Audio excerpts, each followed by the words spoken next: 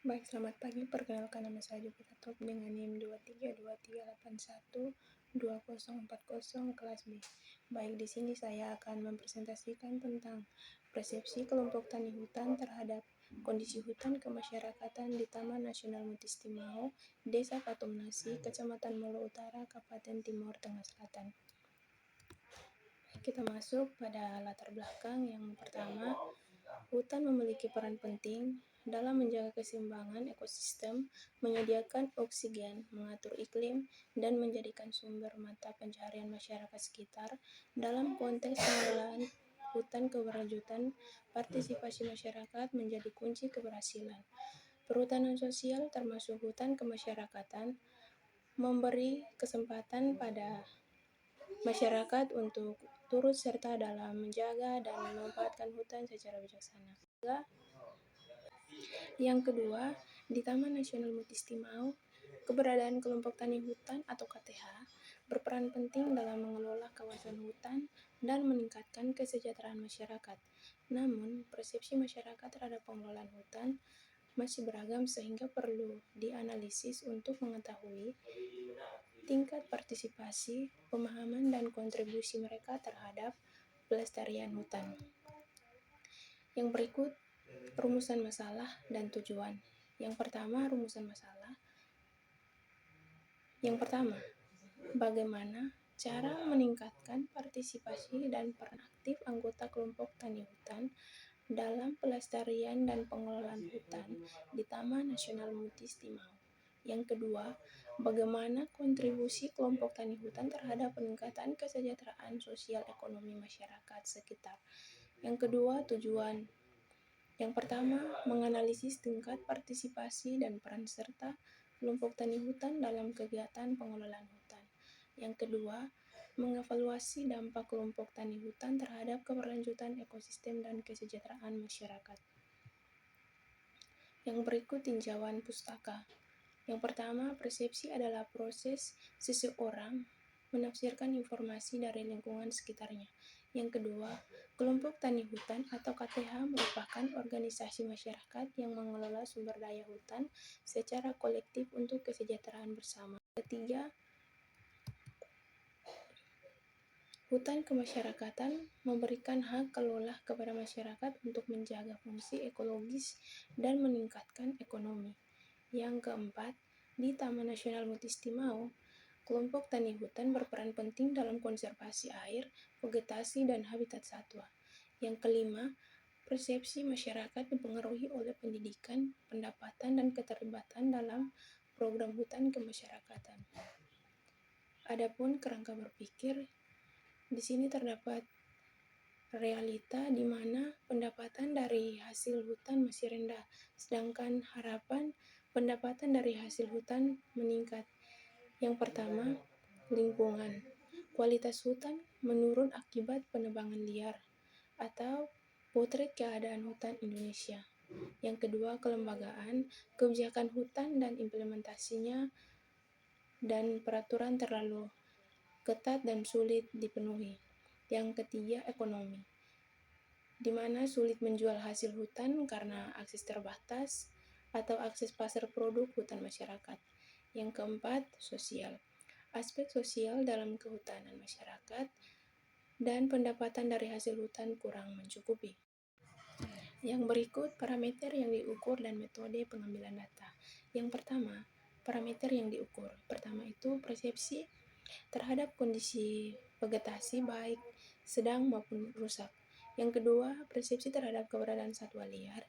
Yang ketiga, ketersediaan air dan kesuburan tanah. Yang keempat, perubahan kondisi hutan dalam 5-10 tahun terakhir. Yang keenam, dampak terhadap ekonomi keluarga. Yang ketujuh, harapan terhadap pengelolaan hutan kemasyarakatan ke depan. Yang kedelapan, tingkat dukungan pemerintah pihak Taman Nasional. Yang kedua itu metode pengambilan data, di mana yang pertama itu observasi lapangan, di mana kita melihat langsung kondisi hutan, baik seperti vegetasi, tanah, air, dan aktivitas masyarakat. Yang kedua, wawancara dan kuesioner, di mana kita melakukan kepada anggota kelompok tani hutan menggunakan pemanduan pertanyaan. Yang ketiga, data sekunder. di mana kita peroleh dari Balai Taman Nasional Muntis Timau, Dinas Kehutanan, serta penelitian terdahulu. Yang berikut analisis data dan referensi. Analisis data yang pertama itu data kualitatif dan kuantitatif. Dianalisis secara deskriptif. Yang kedua, hasil kuesioner. Diolah untuk menghitung rata-rata skor persepsi. Yang ketiga, data wawancara ditranskrip, dikelompokkan berdasarkan tema atau pemahaman peran tentang harapan. Yang kelima, hasilnya diinterpretasikan untuk melihat hubungan antara persepsi masyarakat dengan partisipasi kelompok tani hutan dalam pengelolaan hutan. Baik, yang kedua itu referensi telah saya paparkan di sini, teman-teman bisa lihat. Baik, di sini ada 20 jurnal utama dan 20 jurnal pendukung. Yang pertama, judul jurnal Membangun Ekowisata Berbasis Desa Telaga Apaka, Kabupaten Halmahera Utara. Yang kedua, penulis Radios Simanjuntak Nofri Wangka Epimanik, tahun terbit 2022. Masalah Desa Talaga Pasca memiliki potensi wisata alam yang tertinggi seperti danau, gua, hutan, keanekaragaman hayati, tetapi tingkat kemiskinan masyarakat tinggi sebesar 75%. Tujuan pembangunan kegiatan ekowisata di Desa Talaga Paka dengan melibatkan aktif masyarakat dan kolaborasi para pemangku kepentingan. Yang berikut metode melibatkan partisipasi masyarakat dan perencanaan, implementasi, hingga evaluasi. Yang berikut parameter atau variabel disimpulkan. Yang berikut parameter atau variabel diasumsikan bahwa parameter yang diukur adalah tingkat kunjungan wisatawan, pendapatan masyarakat dari ekowisata, dan tingkat kesadaran masyarakat dalam menjaga kelestarian lingkungan. Yang berikut analisis. Analisis dilakukan secara deskriptif dengan mengembangkan kondisi potensi wisata dan dampak dari kegiatan PKM. Yang berikut hasil dan pembahasan. Masyarakat telah diterima memanfaatkan ekonomi dan kegiatan ekowisata seperti pemandu wisata, monotori, dan perahu wisata. Kesimpulan, keberhasilan ini dipenuhi oleh kemitraan yang terjalin baik antara tim PKM Universitas Halmahera bersama pemerintah desa Talaga Paka, Genpi Maluku Utara, dan Burung Indonesia. Yang di bawah terdapat link jurnal, jadi teman-teman bisa lihat sendiri. Yang berikut 1. Judul jurnal IAD atau Integrated Area Development. Agroforestry mendalikan sebagai pendukung pengembangan usaha kelompok tani usaha perhutanan sosial atau KUPS di Lombok Tengah. Yang kedua, penulis Putri Raoda Septira Putri Mulyana, lalu Ahmad Fatoni, Desember 2024. Masalah bagaimana IAD di Lombok Tengah didesain dan dilaksanakan dalam rangka pengembangan usaha di bidang perhutanan sosial.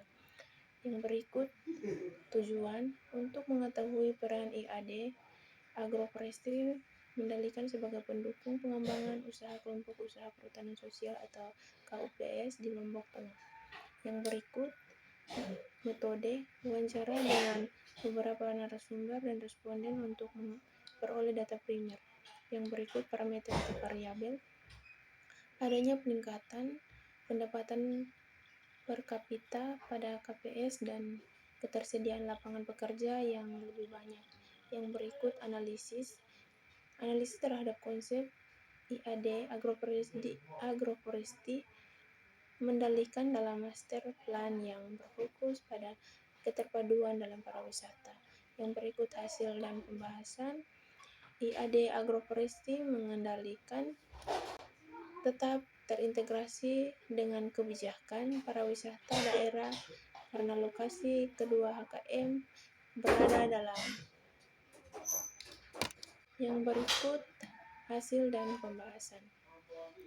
IAD Agroforestry mengendalikan tetap terintegrasi dengan kebijakan pariwisata daerah karena lokasi kedua HKM berada pada satu kawasan yang sama dengan KSDP Kuta Mandalika Kecamatan Pujut Lombok Tengah. Yang berikut kesimpulan: perlu adanya data komprehensif keadaan pengelolaan perhutanan sosial dan potensi pengembangan usaha KUPS pada kedua HKM sebagai landasan dalam melakukan interaksi melalui Agroforestry Mandalika. Yang berikut ada pun link yang telah saya paparkan, jadi teman-teman bisa lihat. Berikut yang pertama, judul jurnal analisis tata kelola kelembagaan dalam pengelolaan perhutanan sosial di Kabupaten Toraja Utara. Yang kedua, penulis Teguh Bimantara, Andi Kairil, A. Samsu Hasanuddin. Tahun terbit 2025. Masalah tekanan terhadap sumber daya hutan meningkatkan akibat konversi lahan dan eksploitasi yang tidak berkelanjutan. Yang berikut tujuan: memberikan atau masukan terkait permasalahan dalam pengelolaan HKM.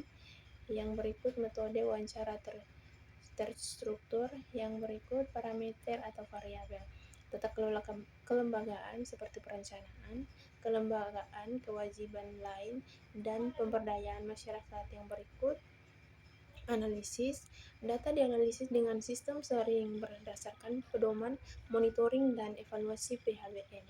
Yang berikut hasil dan pembahasan.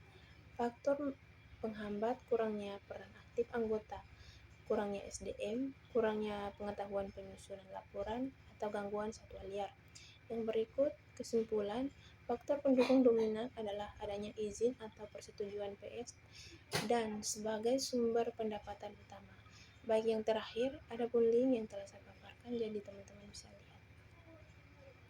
Yang terakhir, judul jurnal perhutanan sosial dalam mendukung pemberdayaan masyarakat dari perspektif ekonomi pertahanan atau studi pada Desa Pantai Bakti Kecamatan Muara, Gombong, Kabupaten Bekasi.